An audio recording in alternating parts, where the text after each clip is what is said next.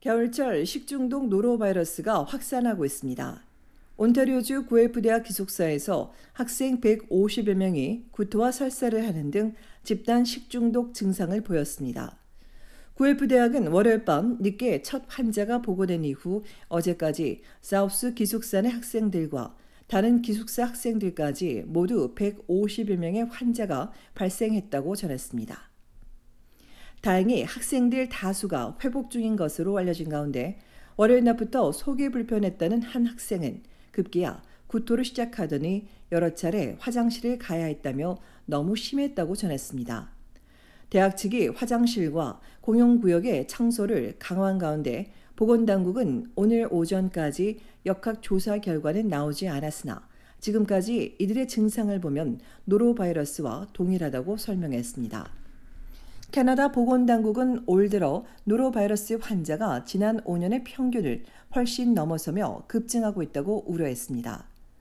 노로바이러스 감염은 온주와 브리티시 콜롬비아와 엘버타, 노바스코시아주 등 전국에서 증가하고 있습니다. 영하 20도에서도 생존하는 노로바이러스는 적은 양으로도 감염될 만큼 전염성이 매우 강해 감염증 환자 1명이 최대 7명에게 전파시킬 수 있습니다. 노로바이러스는 오염된 물과 오염된 음식을 통해서 전파되지만 감염자의 침이나 오염된 손, 분변, 밀접 접촉을 통해 전파되기도 합니다. 보통 감염 시 12시간에서 48시간 이후 구토와 설사, 복통, 오한, 발열 등의 증상이 나타나고 일부 환자는 극심한 고통을 겪기도 하지만 시간이 지나면서 증상은 사라집니다.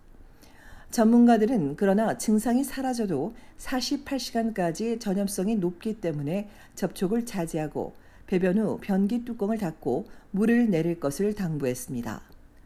노로바이러스 감염증은 예방 백신이 없어 개인 위생 수칙을 준수하는 것이 매우 중요합니다.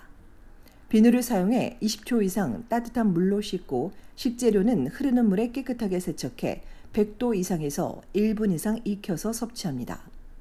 당국은 의심 증상이 나타나면 타인과의 접촉을 최소화하고 조리는 하지 말아야 하며 탈수 예방을 위해 물을 마실 것을 권장했습니다.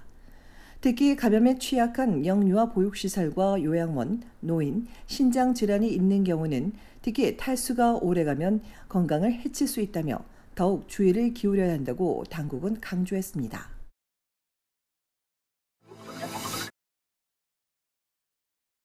자살 충동을 느껴 온타리오주 토론토에 있는 캐나다 중독 및 정신건강센터를 방문한 젊은 여성이 대기 중 성폭행 피해를 입은 사실이 뒤늦게 알려졌습니다.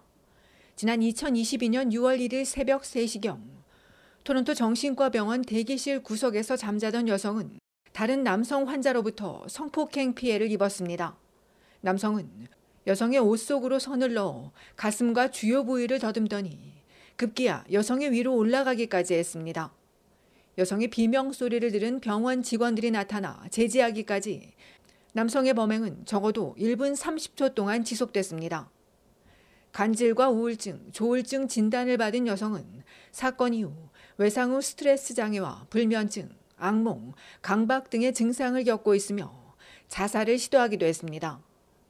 피해 여성의 가족은 정신건강센터에서 남녀를 함께 두고 보안 인력도 배치하지 않아 바로 제지하지 못했다며 해당 병원을 상대로 $380만 손해배상 소송을 제기했습니다. 또 자신들이 경찰을 병원으로 불러 신고했고 이후 여성에 대한 조치도 적절치 않았다며 두 번 다시 이런 일이 일어나서는 안 된다고 강조했습니다. 이날 피해 여성을 공격한 남성은 지난해 유죄를 인정하고 4개월 징역형을 선고받았습니다. 당시 판사와 검찰은 가장 안전하다고 생각되는 캐나다 최고의 정신건강시설에서 어떻게 이런 일이 일어났는지 믿을 수 없다고 지적했습니다. 이와 관련해 해당 병원 측은 여성의 안전을 위한 조치를 취하고 감독도 했다며 이날 일은 예측할 수 없었던 일이라고 주장하고 있습니다. 이 병원이 환자 성폭행 관련 소송을 당한 건 이번이 처음이 아닙니다. 앞서 2017년 한 피해 여성은 남자 화장실로 끌려가 남성 2명에게 성폭행 당한 뒤 알몸으로 발견됐으며 이 사건은 2022년에 합의됐습니다. 이들 두 사건의 변호를 맡은 변호사는 센터가 취약한 환자, 특히 취약한 여성이 가장 안전해야 할 장소에서 성폭행을 당하도록 내버려 두고 있었다며 이는 용납될 수 없는 일이라고 강조했습니다. 이어 다시 반복돼서는 안 된다고도 덧붙였습니다.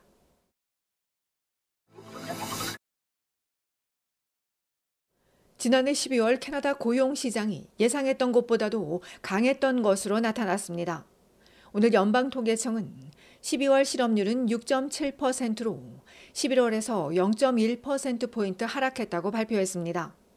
앞서 전문가들은 10,000개에서 25,000여 개 일자리 추가를 예상했지만 이보다 3배 이상 더 많은 91,000여 개가 늘었습니다.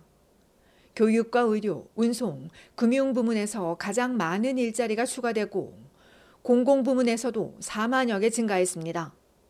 정규직 고용이 56,000여 개, 민간 부문보다 공공 부문에서 더 많은 일자리가 생긴 가운데 여전히 팬데믹 이전 수준에 미치지 못하지만 자영업도 2월 이후 처음으로 24,000여 개 증가했습니다. 평균 시급은 1년 전보다 3.8% 상승해 2022년 5월 이후 가장 더딘 성장을 보였습니다. 이에 비모 전문가는 지난해 말 이후로 경제가 개선되는 건 맞지만 아직 강력한 건 아니라며 올해 더 나은 경제가 될 수 있는 기회가 시작된 것이라고 전했습니다. 이어 실업률 하락은 인구 증가 속도가 느려진 이유일 수 있다고도 덧붙였습니다. CIBC 전문가는 오늘 지표가 예상보다 좋은 성적이지만 실업률은 여전히 높고 경기 침체 조짐도 보이고 있다고 지적했습니다. 때문에 오는 29일 연방중앙은행이 0.25%포인트 더 내릴 것으로 예상했습니다. 전문가들은 12월 실업률이 낮아지긴 했지만 미국의 관세 위협에 추가 금리 인하 요구는 여전하다고 보고 있습니다. 한편 이번 보고서에서 캐나다 근로자의 8.8%가 대미 수출업에 종사하고 있는 것으로 나왔습니다. 엘버타주의 석유 및 가스 채굴, 파이프라인 운송, 1차 금속 제조 및 운송 장비 제조와 같은 산업이 가장 많은 비중을 차지하고 있습니다.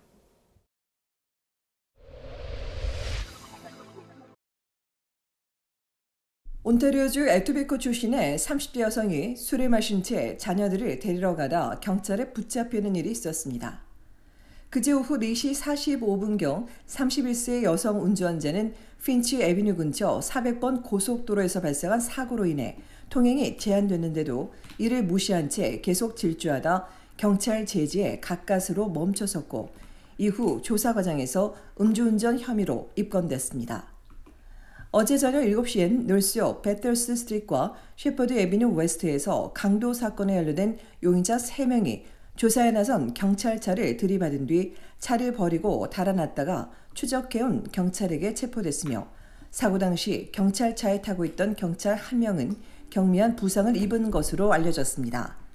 한편 토론토 경찰은 어제 낮 놀스역 서쪽 블랙크릭 드라이브와 로렌스 애비뉴 웨스트에서 차량 여러 대를 들이받은 뒤 도주한 운전자를 뒤쫓고 있다고 밝혔습니다.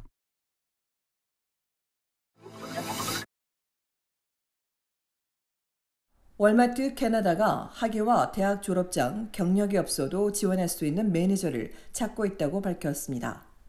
온타리오주 미시사가에선 야간 부부 매니저, 주간 관리팀과 소통하고 디스플레이 등을 맡을 야간 근무조 매니저를 찾고 있으며 브리티시 콜롬비아주 노스밴쿠버에선 운영계획 수립과 직원 지침을 제공하는 부부 매니저와 식품 보조 관리자를 채용하고 있습니다.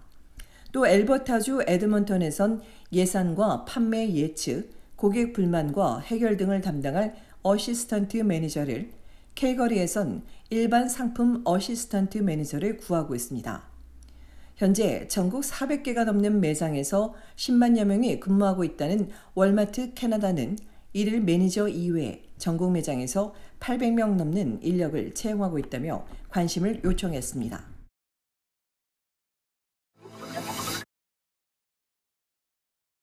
연방자유당 정부가 오는 3월 9일 사임을 앞둔 저스틴 트루도 연방 총리의 후임을 뽑는 대표 경선을 치르기로 했다고 발표했습니다. 자유당은 후보자 등록금을 기존 $7만 5천 달러에서 $35만 달러로 큰 폭으로 올려 대표직에 뜻있는 후보자를 거를 예정이라며 예비 후보자는 오는 23일까지 출마 의사를 밝히고 등록금을 내야 한다고 전했습니다. 현재 크리스티아 프리랜드 전 부총리와 마크 카니 전 연방중앙은행 총재, 크리스티 클락 전 브리티시 콜롬비아주 수상이 출마할 것으로 알려졌고 프랑스와 필립 상파뉴, 스티브 맥캐넌 등이 출마를 고민 중인 것으로 전해진 가운데 멜라니 졸리 외무장관은 오늘 불출마를 선언했습니다.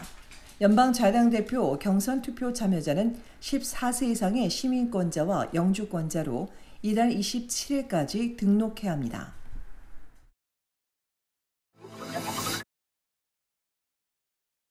미국 로스앤젤레스에서 일어난 동시다발 산불이 사상 최악의 피해를 내면서 어제까지 10명이 숨진 것으로 알려졌습니다. 또 건물 만여 채가 소실됐고 18만여 명이 대피했으며 지금까지 피해액만 500억 달러가 넘는 것으로 전해졌습니다. 미국 정부가 총력 지원을 발표했지만 불길이 잡히지 않는 가운데 캐나다 몇몇 주에서 미국 산불 진압 지원에 나섰고 이어 온타리오와 퀘벡, 엘버타, 브리티시 콜롬비아주 등이 함께하는 캐나다 팀이 군인과 장비, 수백여 명의 소방관 투입 준비를 마치고 어젯밤부터 지원을 시작한 것으로 알려졌습니다.